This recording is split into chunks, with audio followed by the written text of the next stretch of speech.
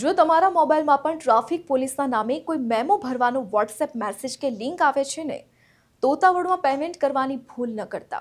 એ message કોઈ traffic પોલીસનો નહીં પણ ઓનલાઈન બેંક ખાતું સાફ કરવાવાળા ચોરનો હોઈ શકે છે.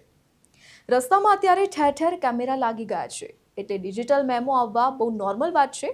સ્કેમર્સ આ જ વાતનો ફાયદો ઉઠાવે છે અને એ લોકો તમને બિલકુલ ટ્રાફિક પોલીસની વેબસાઇટ જેવી જ નકલી લિંક મોકલે છે, જેમાં તમારો ગાડીનો નંબર અને ₹1000 દંડ લખેલો હોય છે, જેની નીચે લખેલું હોય છે કે જો અડધા કલાકમાં પેમેન્ટ નહીં કરો તો લાયસન્સ કેન્સલ થઈ જશે અથવા પોલીસ ઘરે આવશે. આપણે ડરી જઈએ છીએ અને જેવું પેમેન્ટ કરવા માટે લિંક પર ક્લિક કરીએ એટલે આપણું બેંક એકાઉન્ટ ખાલી અથવા આપણી બધી પર્સનલ વિગતો ચોરી થઈ જાય છે. આનાથી બચવાનો એક જ રસ્તો છે, ક્યારે પણ વોટ્સએપ કે નોર્મલ મેસેજમાં આવેલી લિંક પર ચલણ પે ન કરવું. જો તમારે ચેક કરવું હોય તો ગૂગલ પર જઈને ગવર્મેન્ટની ઓફિશિયલ વેબસાઇટ પરિવહન ચલણ સર્ચ કરો. ત્યાં તમારો ગાડીનો નંબર નાખો. જો ત્યાં મેમો બતાવે તો એ જ સાચો છે, બાકી બધું ફ્રોડ છે.